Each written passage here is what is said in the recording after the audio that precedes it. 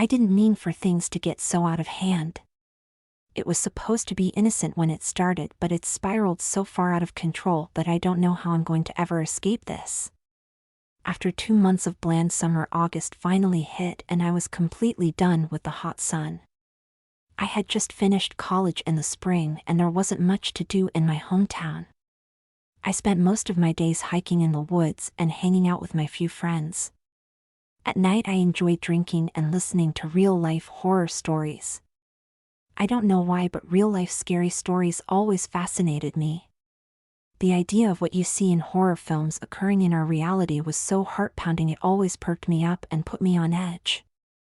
I loved that feeling more than anything. Being scared and full of adrenaline made me feel like I was fulfilling my life's purpose. Some people spent their whole lives trying to find their passion, and at the age of 14 I already knew mine was fear.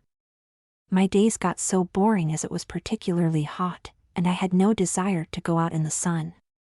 I began to think more and more about the videos I watched and how I felt when I saw them. I had just watched one about the scariest real-life stalker experiences, and it really stuck with me. I thought the feeling of being followed like that or following someone would give everyone involved such a rush. A real feeling of being appreciative to have survived. The day it all started, I woke up late and had to get out of my house for a bit. I drove around for hours in the hot late summer sun with my AC blasting until I needed a break.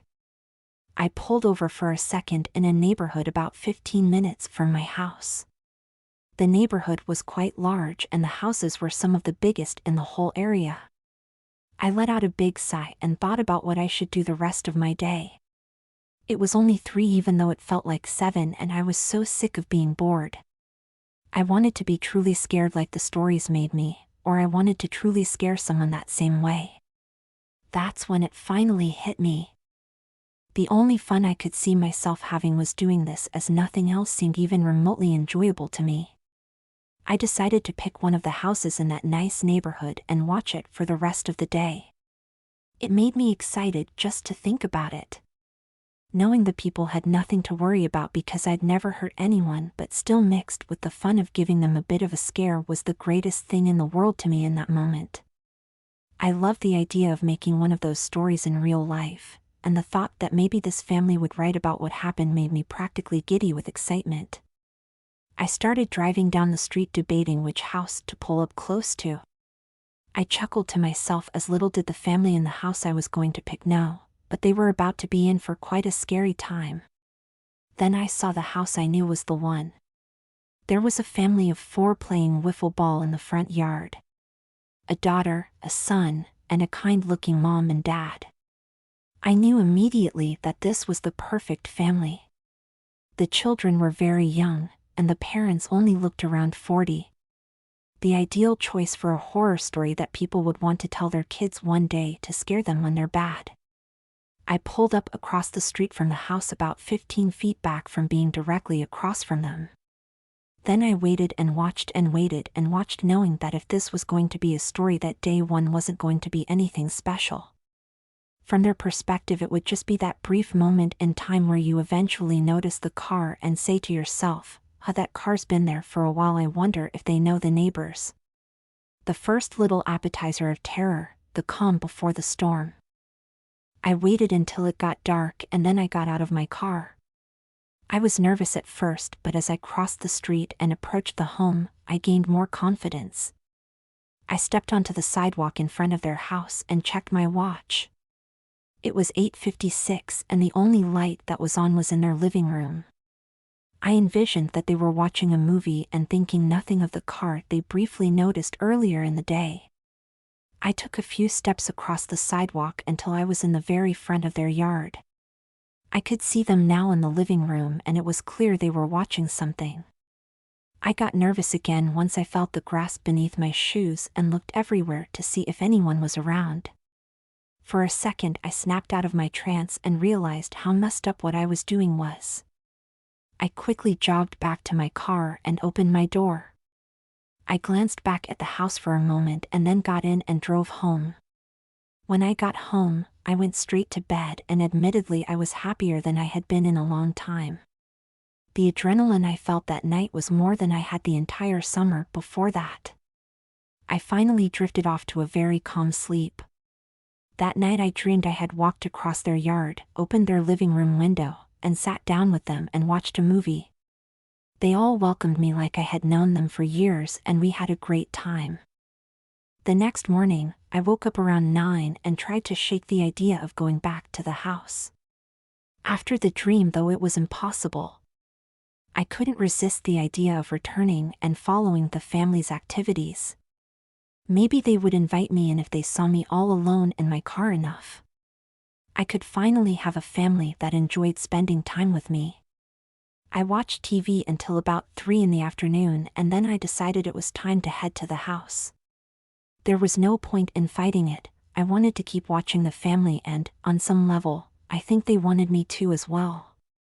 We were all meant to be together, they just didn't know it yet. I could see it clearly, and I knew it was up to me to make sure they learned the truth. I got in my car and drove the 15 minutes to their street. I slowly crawled up the road and parked in the same place as last time. There was no car in their driveway, and it didn't appear anyone was home. I turned my car off and glanced down at my watch. It was 3:22 and it wouldn't be dark for hours. I didn't care though, I was just happy to be back on that now familiar street. I sat back in the seat and really examined the house.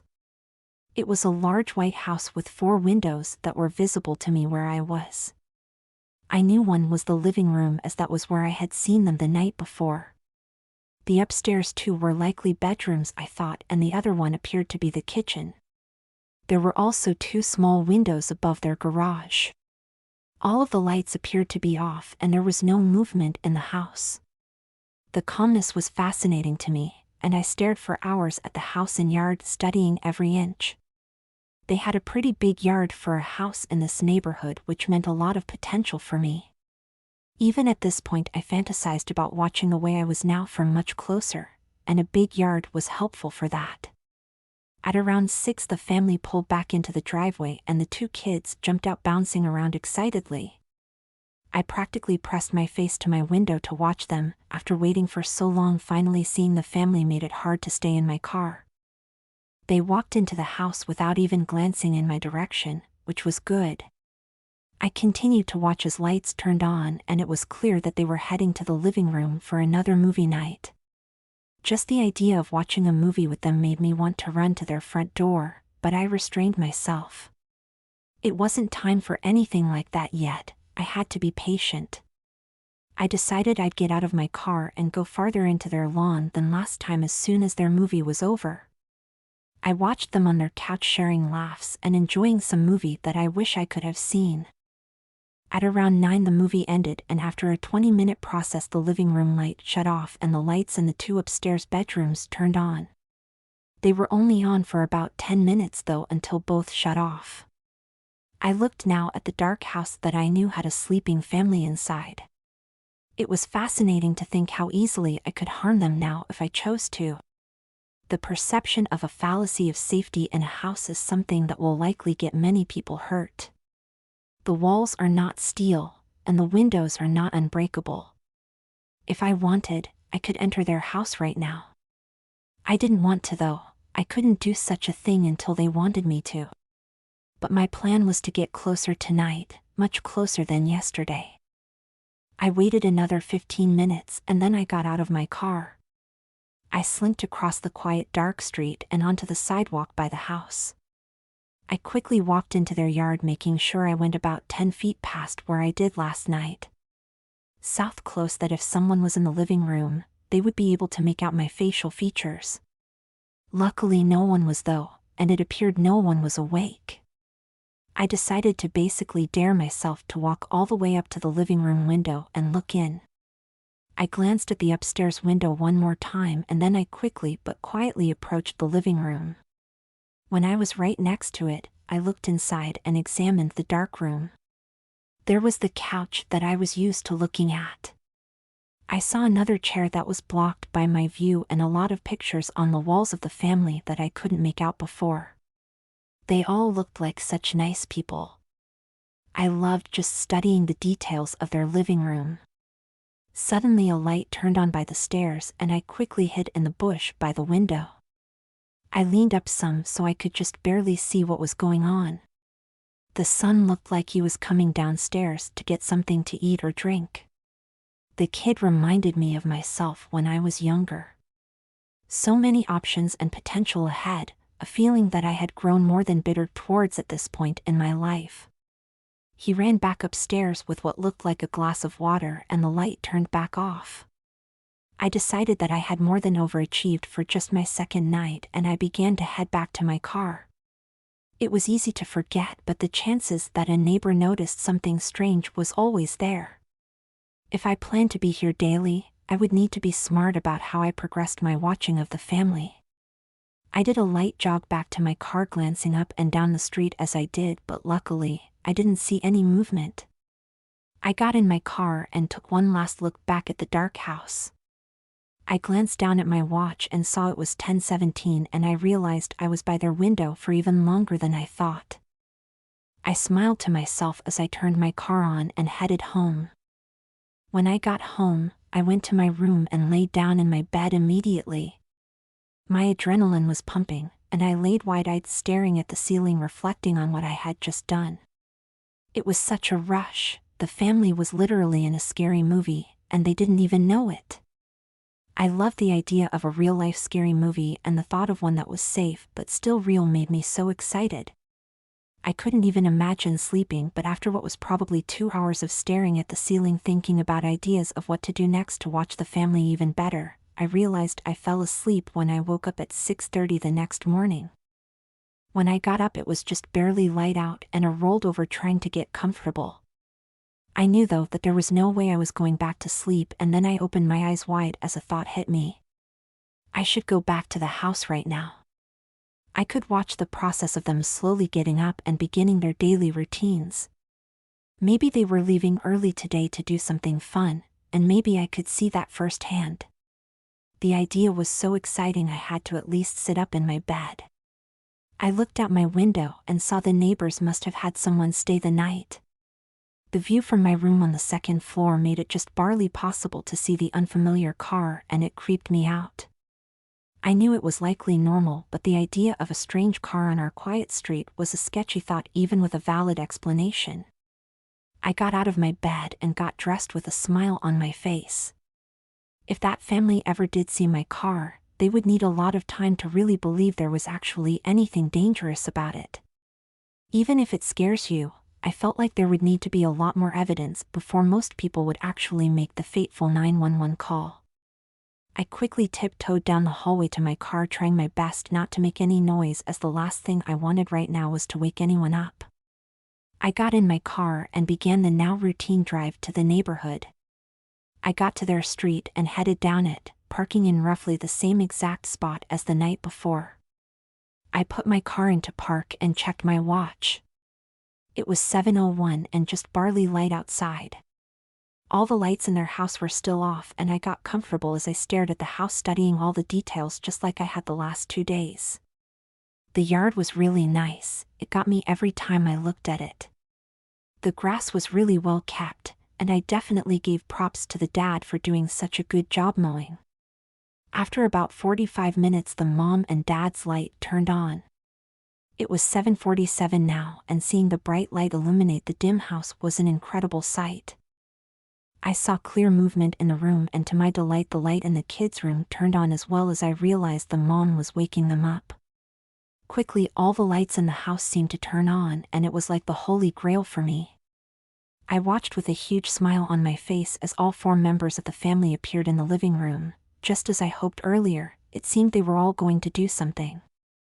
As I stared, I heard a loud banging on my passenger's side window. I jumped out of my skin as there was a man in a robe who looked angry, glaring at me through the glass. I quickly rolled down the window with an intense panic overcoming my entire body. "Hello," I muttered quietly. The man seemed to realize I was on the younger side and appeared to take a breath. "Look man, I saw your car here for a few days straight, and I just watched you stare at this house for almost an hour. Like, what are you doing here? Are you staying at their house or something?" I panicked as my worst fears appeared to be coming true. He seemed to not know the family though, as he didn't use their last name, so I figured I'd try and make up a story. Yeah, sorry, it's my aunt's house and I'm staying with them because my mom basically made me, but I've been sneaking out to my car a lot to watch stuff on my phone because I can't handle being in there all day. I paused for a second and read his face, which seemed to be receptive to what I had said. I kept going as I knew I could convince him. I wake up early to work out every day and I guess I just got distracted watching videos to motivate me, and then I saw they woke up, so I admit I spaced out for a minute watching them, my bad. I finished my defense and watched the man process what I had just said. He stood silent for a moment and then responded, "All right, I understand, just don't park in front of my house, park next to theirs. I don't get why you're over here." I quickly answered him, "Sorry, my bad, I just didn't want my uncle to have a hard time backing out. Apparently he's been having vision problems." The man's face softened at this, and he simply said all right and gave me a nod as he turned and walked back into his house. I knew I had to at least move like he asked to avoid suspicion, but I couldn't believe my story had worked.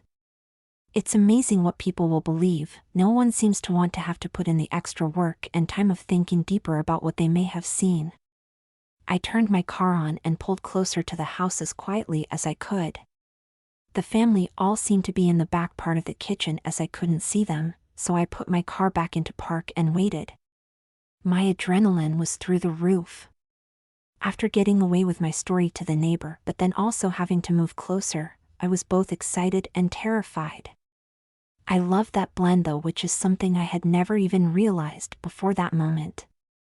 I felt so alive, and it gave my life purpose as I realized then that there was no way I could ever stop this. Nothing, not a big paycheck or a hot girl, could beat the feeling I had at that moment. The family then opened their front door, breaking me out of the trance I had been in. I quickly slumped down in my seat and continued to watch. They walked towards their car and all of them glanced over at one point, but none seemed to take any interest. Obviously, I couldn't have known this, but it certainly seemed like there was no connection made to the fact that my car had been there before. They turned on their car and backed out slowly, disappearing down the road. I thought about where they may have been heading, and the different options were so fun to think about. Maybe they were just going for a walk or getting breakfast. Or just maybe they were driving to an aunt or uncle's for a few days, and they were going to have an amazing time. I glanced towards their house with this thought in mind as something occurred to me. Maybe they were going to be gone for hours, or days, or maybe even a week-long vacation to Florida, who knew?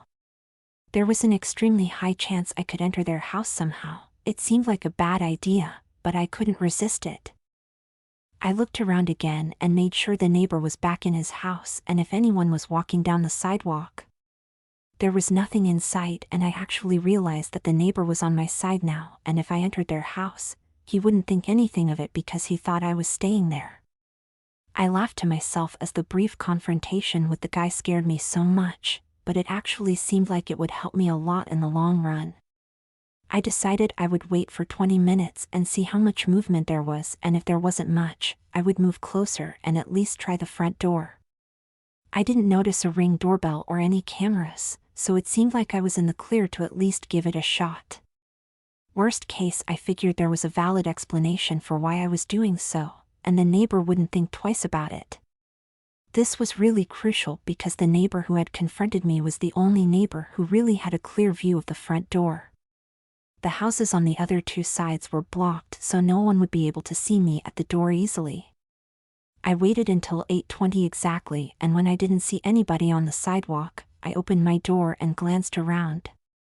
There was still nothing in sight, so I stepped outside and headed up their stone walkway in the middle of their yard towards the front door. It was nerve-wracking as I walked, but I reminded myself it was the middle of the morning and the odds of someone being so off-put that they called the police was a ridiculous idea. I approached the front door scared as I knew it would more than likely be locked. I readied myself with what I would do if I grabbed the handle, and it didn't move. I figured I would just run back to my car, but I hoped that wouldn't happen. I walked up to the door, took a huge breath, and before I could really think about it, I grabbed the handle and pushed it in. the door swung open to my absolute shock. This was a family of 4, a son and a daughter who seemed to be so safe. The fact that they left their door unlocked disappointed me, as I figured that was something they would never do. I pictured them out wherever they were, not having any clue that a human being had just let themselves into their house. It was upsetting but also exciting, as I realized it wasn't like it was my job to monitor how safe they were being. I should just be happy I got entry into their house, as the opportunities were endless. I took a deep breath and stepped through the front door and closed it softly behind me. I took another breath and really soaked it all in. Being inside the house was a whole different animal. It was so scary, and I was afraid I could get caught at any moment.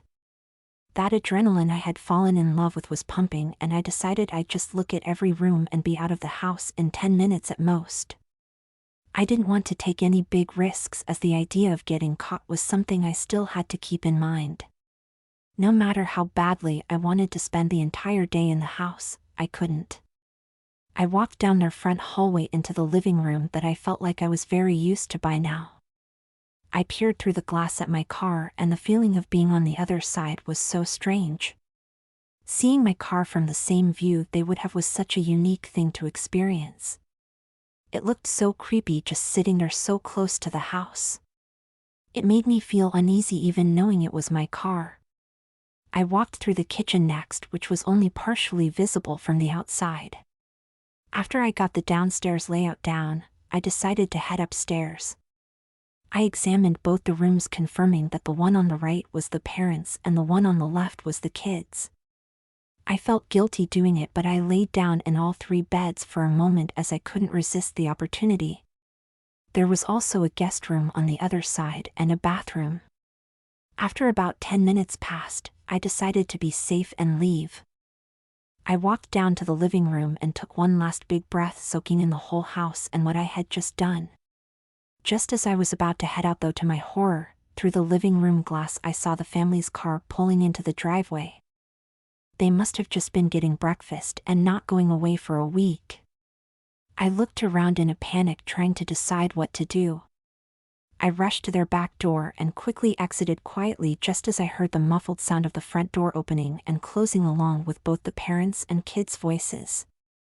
I ran as fast as I could to the tree in their backyard that was right next to the fence and hid behind it. My knees were still visible though, and I got as quiet as I could, listening to the family inside. I was about 50 feet from the house, and I could just barely make out their voices. It sounded like they had just gone to get breakfast and now they were about to leave again to go shopping.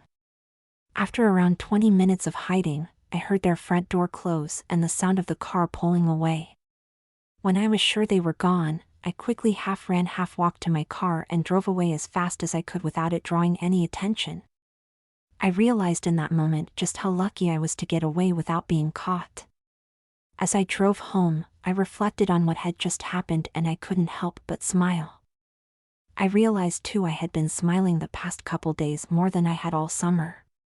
This was real now, and the family needed to be weary because they were going to be seeing a lot of me. I couldn't help it, I had to keep seeing what they were doing. The rush was more intense than anything I had ever done in my life. Even booze or heroin could never have matched this. There was nothing like how I felt when I watched that family.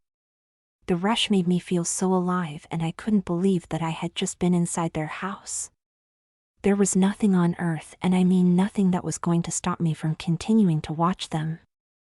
I loved that I was in a real-life scary movie, and that I had full control over what happened. I got home and realized how early it was, so I decided to just hang out in my room and watch a movie, as neither of my parents were home. I wanted to watch a scary movie to keep my vibe going, and I decided on It Follows. I loved how much I felt like the premise of the movie matched how I felt about following the family.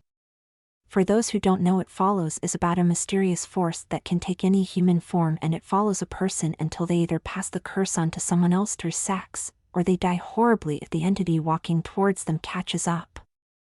I of course had no intention of killing the family, but the vibe of the thing following you no matter what you did really resonated with me, as that's the kind of relationship I wanted to have with the family. I mean, I wanted to follow them so long that once the kids went off to college, I wanted to have to decide which one to watch once they moved out of the house. I wanted them to feel uneasy, but not real-world rationally scared. I wanted them to have a hunch they were being watched, but never enough evidence to prove it to anyone.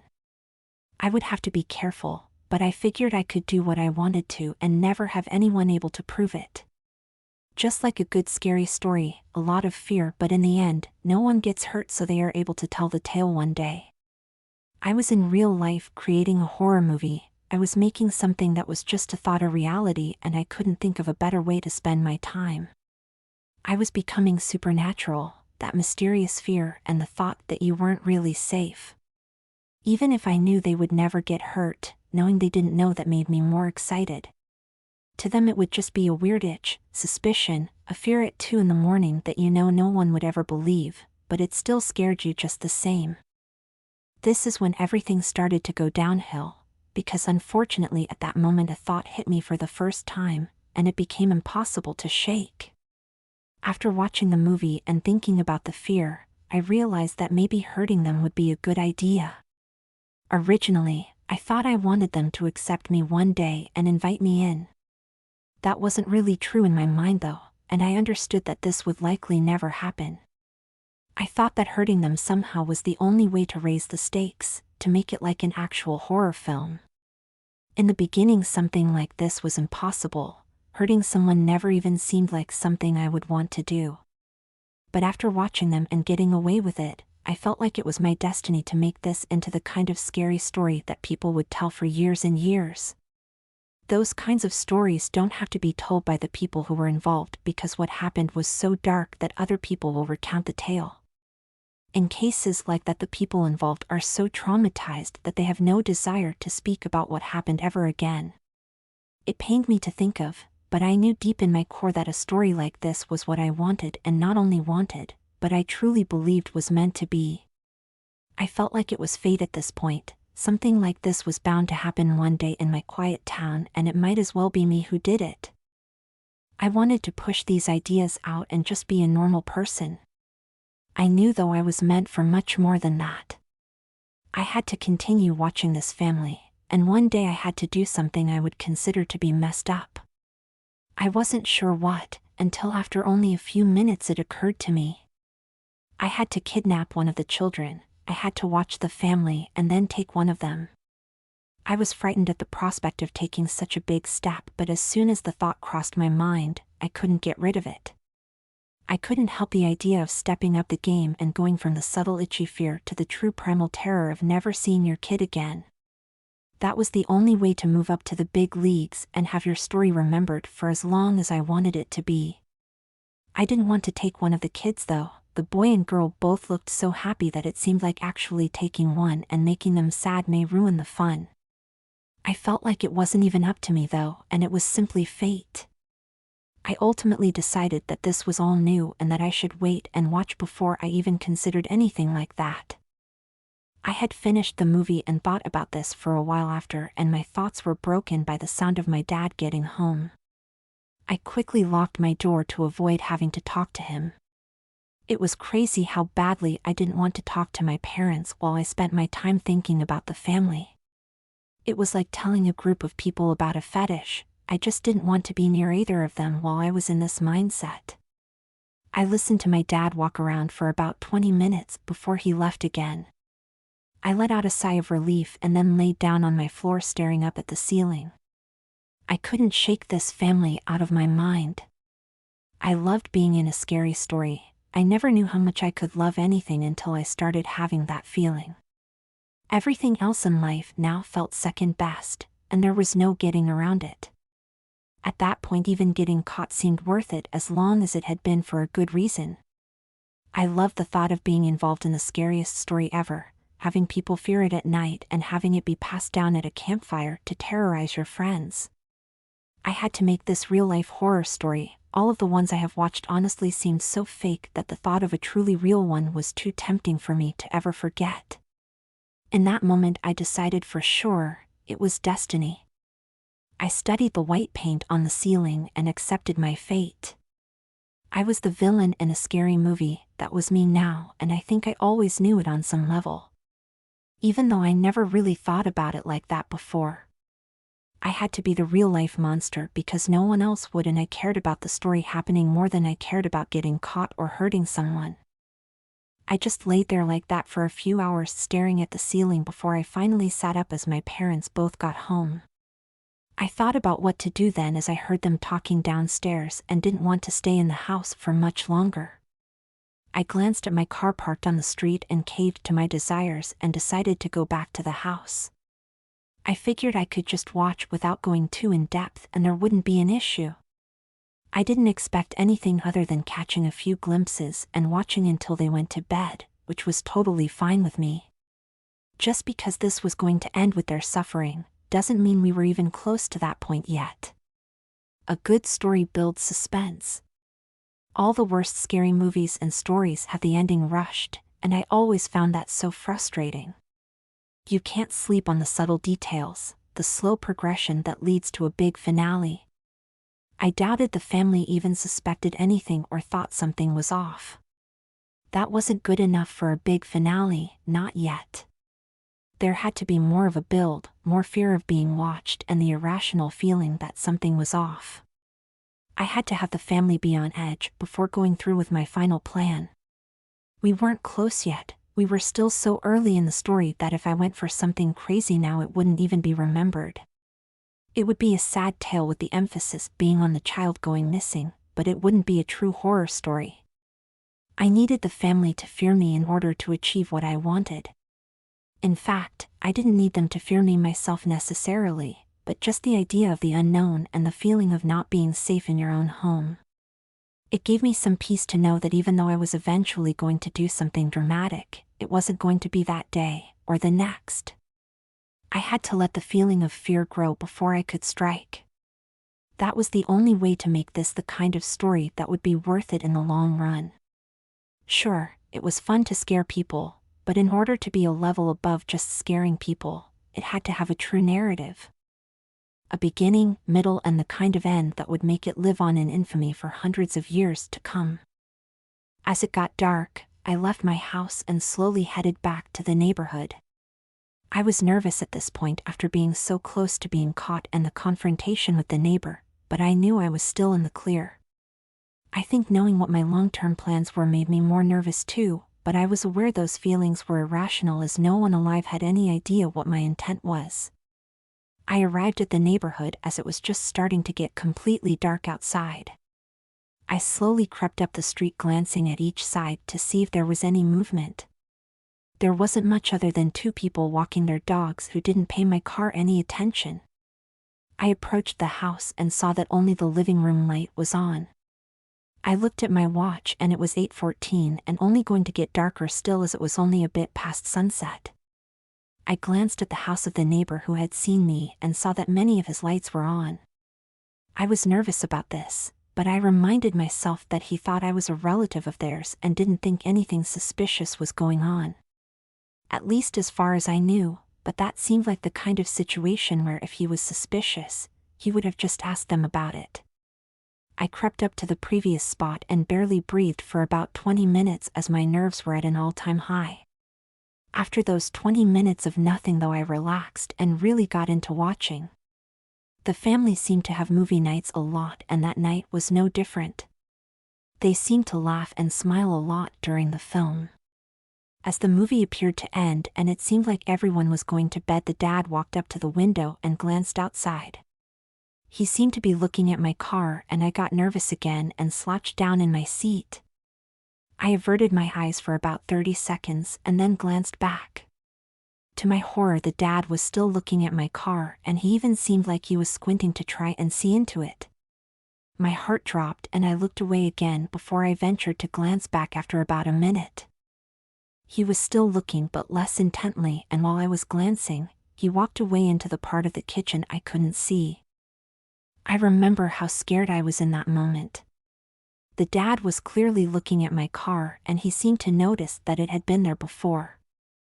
I wanted to drive away, but I calmed myself down as there wasn't a big enough need to panic if he hadn't done anything else. The downstairs lights all turned off after another 15 minutes, and I let out a huge sigh of relief as the upstairs lights then came on. After another 10 minutes, the kids' bedroom light shut off and then only the parents' was on. I watched intently for another hour until their light also turned off. I stared at the dark house and realized that this was my favorite part of the whole experience. The black still house that I knew was full of people invited so much opportunity for a scary story. If I was a worse person, I would likely have broken in and made them play some kind of sick game, but that wasn't something I was capable of. I just liked the feeling of watching and considering all the different things I could do. It occurred to me too, they must not have had any kind of camera at all, not just at the front door. I had been in their yard and house with my car's license plate clearly visible, but nothing had happened.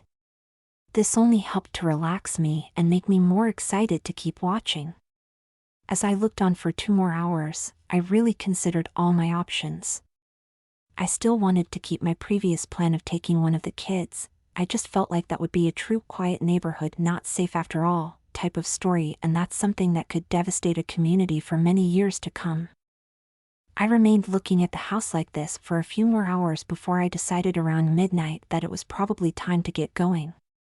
I turned my car on and slowly pulled out of the neighborhood with such a feeling of being alive that it was impossible for me to go home. I decided to get on the interstate and drive for a bit as fast as I could to keep the adrenaline going.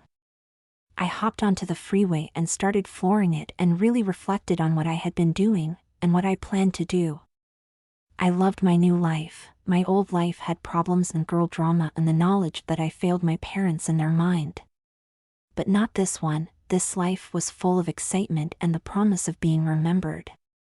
I flew past other cars on the highway and felt more alive than I ever had known was possible. I understood why serial killers did the horrible things they did. I didn't condone it, but I got why they would do something like that. The rush must have been insane, and I was determined to have that same feeling.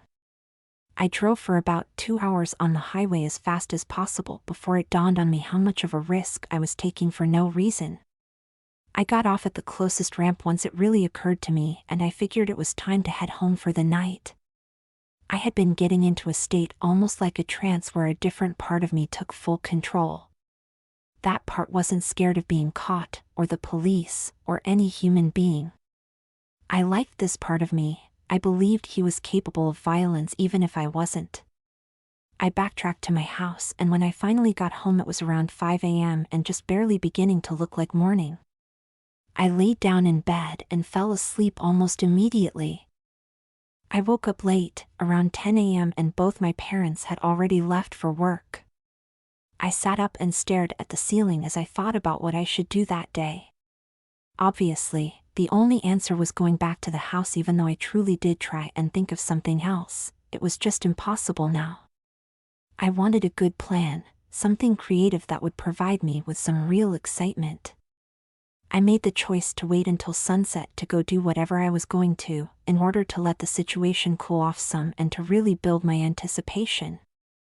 I decided that I would sneak into their front yard and watch the house through the kitchen window. Even though I would just see a dark house, knowing how scary it would be for the family made it worth it. I also decided I would watch horror movies all day in order to really get in the mood. The idea of someone right outside your house all night without anyone knowing creeped me out so much that I knew I had to do it to them. This was the progression of the fear that would ultimately lead to a disappearance. The tension really has to build, and the paranoia has to begin. It made me smile to think that the paranoia actually may have started already based on the dad's reaction. Tonight, I thought, was the perfect storm for some noises and tapping on the window, just enough to put them on edge and maybe investigate what caused it. Enough to be scared, but not enough to call the police. If anyone did investigate, I figured I would hide behind their tree again, as it would be so dark back there that I wouldn't be able to be seen. The neighbors wouldn't be an issue for that either, as the view from all of their houses was blocked like I said before, and where I would be hiding had bushes obstructing the road. I decided I would arrive there at 9, around when everyone was going to bed. I figured at the very latest the parents would be asleep by 10, so I would only have to wait a little bit before I could creep into their yard. Besides, I really wanted to watch the process of all their lights going out, and that beautiful view of their dark, completely still house. I planned to watch the inside from the window until around 3 a.m., when I would then start making some noises on the glass. I would keep that up for about an hour or until someone wakes up. I also planned to park a bit away from the house after I watched it for a while, and they went to bed.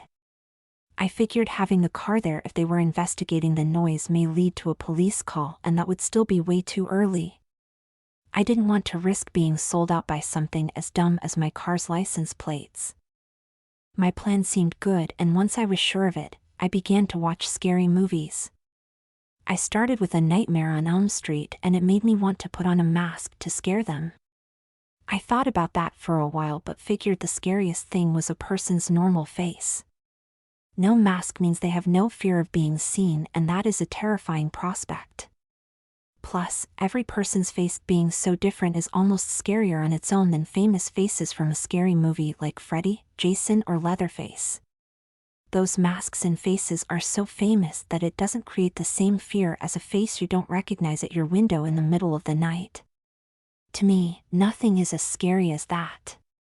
The realization that some random stranger is watching you for whatever reason.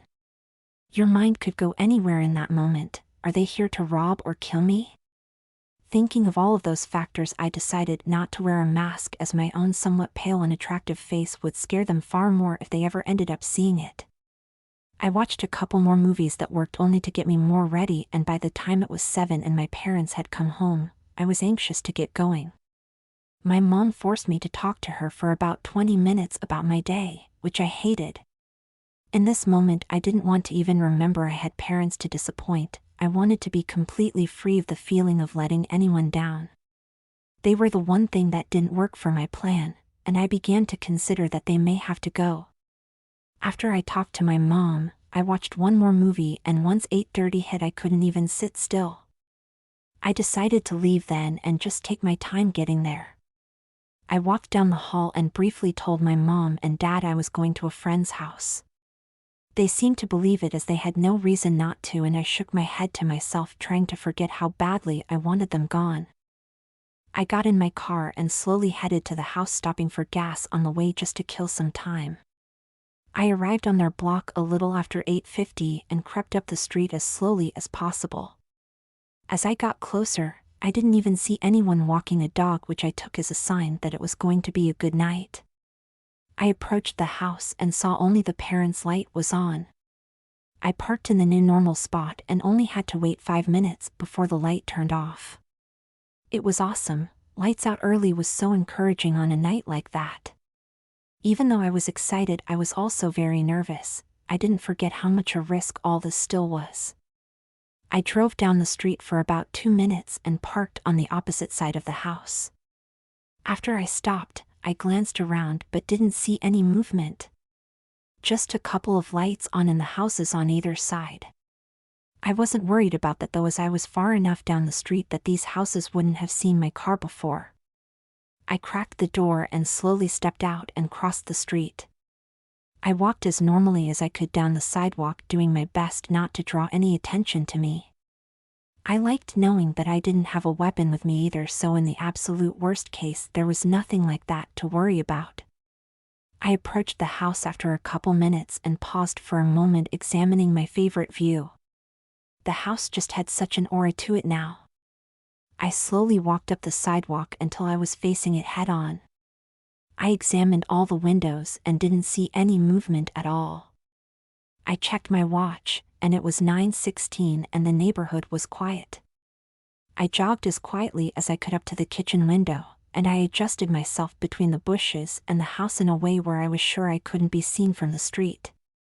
I had to move a big rock as it was right in my way. I set myself up so if I stood up from the angle I could see into the kitchen. Once I was squared away, I got up and looked inside for the first time. It was dark, but I could see the room and there was no movement at all. It was clear that the room was very clean as well, and it was nice just to look at. I crouched back down and got comfortable as I planned to be there until at least 3 a.m. I didn't want to do too much at first as a lot of people were definitely still awake and I needed to be as cautious as possible. I planned to wait until 11 to even look in again. While I sat there completely hidden from view, I felt almost as if I was part of the family. I touched the wall and pictured all of them asleep in that moment. I didn't even mind having to wait until 11, just being there was the best time I could imagine possibly having. I couldn't explain the feeling, but it was better than sex or getting drunk. I wasn't bored at all, I was just running all the potential options through my head and pictured being filmed by a movie crew. I thought about how we were probably at about the halfway point in the film, when the tension was starting to really pick up. I sat there like that until I realized how long I had spaced out for and checked my watch to see it was 11:06. I couldn't believe how fast the time had passed and I eagerly glanced into the window seeing everything still in the same place it had been the last time I looked. After 5 minutes of just staring into the kitchen and trying to make my face look as frightening as possible, I crouched back down. It was such a rush to look in and I couldn't wait for it to be 3 a.m. In fact, I thought smiling I should do one little tap right now. I reached up and as lightly as I could knocked 3 times on the window quickly, pulling my hand back as fast as I could. I was so nervous but more alive than I'd ever been. After 10 minutes of no sound and no lights coming on, I peeked into the kitchen again and nothing was different or out of place. No movement at all. I got back into my hiding spot with my adrenaline pumping. It was hard to settle in again, but I did after a bit and went back to my thoughts from earlier. A car or two drove past, but for the next 3.5 hours it was dead silent and still. It was a strange feeling to be in total quiet for so long. The time humans sleep and forget that there are creatures out there that are coming for them. I liked the idea of being a creature of the night. A nocturnal predator that spends the day inside and the night outside. My thoughts were broken by one more car driving by before I glanced down and saw it was finally 2:50. I figured it was close enough and I peeked inside. Still nothing at all, no movement or sound or indication that anyone was awake. I took a deep breath and knocked on the window 3 times, louder than before, and then waited. After a couple minutes of nothing, I did it again and waited again. I glanced up and took a long look, but no lights came on, no sound, no sign that anyone had heard it. I knew I should be done, I was pushing my luck, but I had to do it just one more time and then I could leave knowing I had really amped up the plot of the movie. I couldn't help it, I was fully consumed by this now and I wanted to go inside so badly that I figured this was a good compromise. I banged on the window again and immediately realized it was too loud. I dove back behind cover and felt my heart drop. It was so much louder than the others I was sure someone would have heard it. I waited tense for 10 minutes but still nothing happened. I ventured to peek up and survey the kitchen. There was still nothing, no one seemed to have heard anything. I crouched back down and looked up at the street to where my car was. It was time to go, I knew it was. I figured one last look and then I would creep over to the street as quickly as I could. I checked my watch one last time and it was 3:16, I couldn't believe I made it this long and somehow wasn't going to get caught. With a smile on my face, I peeked up at the window one more time and saw the daughter standing in the kitchen holding a teddy bear in her hand staring right at me with the widest eyes I'd ever seen. Before I could react at all, she let out a deep blood-curdling scream and it seemed the dark house illuminated all at once. I probably could have run. I likely would have gotten to my car and never been found out if I didn't go back. That wasn't going to work for me though. In a moment like that, fight or flight really does kick in like people say, and unfortunately for them my response was fight. I heard movement and yelling upstairs and knew I had to act fast. It was the only way to save the movie without it being a huge letdown. I looked around and saw the big rock on the ground a couple feet from me. The wide-eyed little girl had stopped screaming and now was cowering in the corner of the kitchen. I threw the rock through the window as hard as I could, shattering the still silence. I climbed through just as the dad made it downstairs. He also had incredibly wide eyes, and he screamed at his daughter to run. My adrenaline was in full control of my body at this point. I didn't even feel like myself anymore. I grabbed a knife out of the sink just as he approached me. Before he could say anything or attack me, I whipped the knife out of the sink and planted it into his chest. He stumbled backwards and fell to the ground gasping for air. This didn't snap me out of my trance though, it only made me want to continue. I ran towards the stairs just as the mom was rushing down and I grabbed her, throwing her to the floor before she could react. I raced up the stairs and saw the kids' bedroom was locked. I knew I didn't have much time before the police would come and I threw my whole body against the door.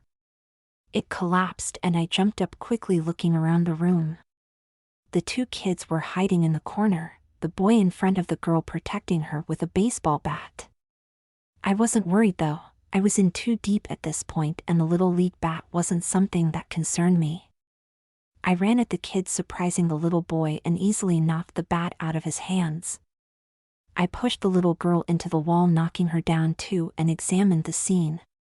It was time to put up or shut up. I had to take one of the kids and run and I had to decide right at that moment. I picked the boy because of how much he reminded me of myself.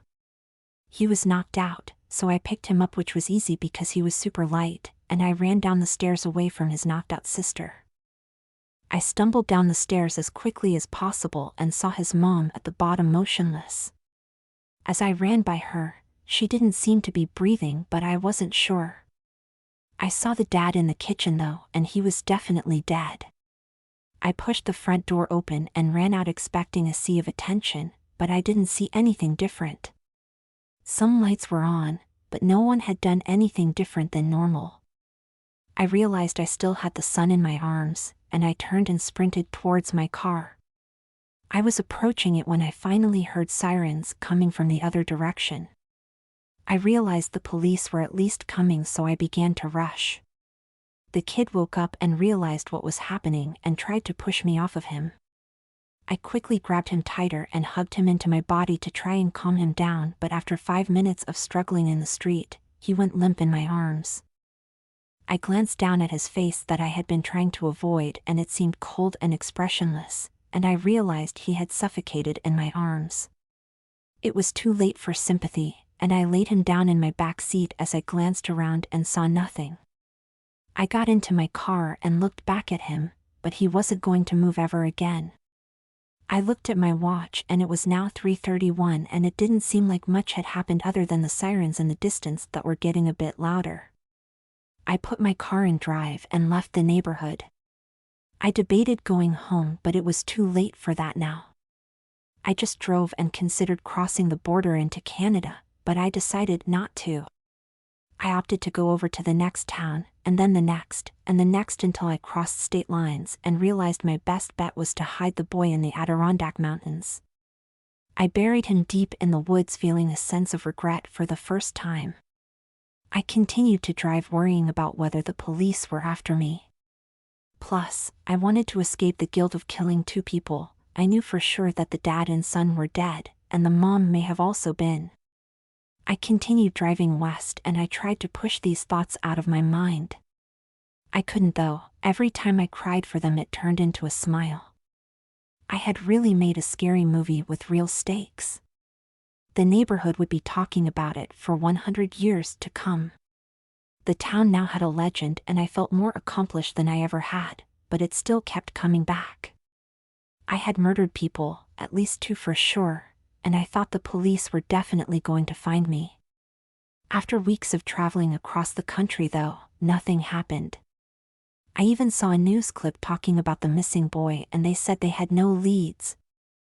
I realized I loved the feeling of knowing the boy wasn't missing, he was dead and hidden deep in the forest. The rush of being the only person alive who knew that mixed with knowing I was the mysterious suspect made me decide to continue. It was scary at first, but I knew I wanted to. Over the course of the next 8 months, I followed and stole kids from 4 more families. I had to murder 2 more dads and a mom in the process. I got really good at it and I always knocked on the window 3 times before I broke in. The part that I regret is once I had the kids, I didn't know what to do with them. The first one I tied up, but she wouldn't stop screaming and I realized she wasn't going to. Regrettably, I ended up having to kill all the kids as each time I tried a different approach, but none made any logical sense. If I took them somewhere and let them go, they could tell someone, and if I kept them with me, they would make it impossible to break into any more houses without fear they would try and escape when I wasn't around. I went state to state like this, leaving a trail of bodies across America until I reached Washington, where I'm writing this from. I finally snapped out of the trance. I regret everything I did. The kids especially. I didn't want to ever kill kids, but I didn't think ahead far enough. Plus, after that first time I felt like I had to keep it up. I'm wanted across America, and they credit me for 5 murders even though the number is actually 11. I'm sure they'll find the rest one day, but I made it a difficult task for them. I'm also apparently known as the pale-faced killer. I always knew I was not very attractive and pale, but I didn't realize it was that dramatic. I regret what I did, but I do not wish I hadn't done it, if that makes any sense. I won't kill again, I don't think, but what I did needed to happen. Excitement for the whole country, a scary movie for the ages. I felt bad about how out of hand it got, but I came to realize that it was the only way to do it. I feel terrible, but I don't wish I could take it back. I'm going to drive to Alaska now and hopefully live a life of no more fear and death, a life of reflection and calm. The thought of being arrested terrifies me now, so hopefully this letter will be found, but not lead anyone to find me. I'm not sure what will happen, or if I will end up killing again, but to whoever finds this, I really am sorry to the families that I destroyed. Just know it wasn't really me, it was fate.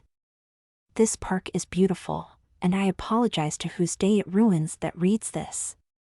I want to be free of being this person, but I think it is who I am now. I always wanted to go to Alaska. I think the quiet nights will be good for me. I really don't know what will happen though, so if anybody ends up getting hurt, I just want them and everyone else to know I am sorry. What keeps me going is knowing that one day they will likely make a movie about me, and I can't wait to watch it. This letter was recovered from a park outside of Seattle, Washington, and serves as the best evidence of a man referred to as the pale-faced killer who's confirmed to have murdered 5 people. 2 of the murders occurred in Vermont, 1 in Ohio, 1 in Iowa, and 1 in Montana. He is also responsible for the disappearance of at least 6 children who are believed to be deceased as well. The disappearances occurred in the same 4 states as well as Wyoming. Alaska is in the process of being searched, but we want people everywhere to be aware of the potential danger. Lock your doors, and if you see a strange car on your street, take notice of it. If you have any information about the whereabouts of the individual who wrote this letter or think you may know his identity, please contact your local police department. Photos of the 6 missing children are provided below, and if you have any information about them, call the number listed beside the photos. Even though the letter states he does not plan to kill again, he is not of sound mind and his word cannot be trusted. It is imperative that this individual is found and brought to justice for the safety of all Americans. Once again, please lock your doors and report strange activity. Thank you.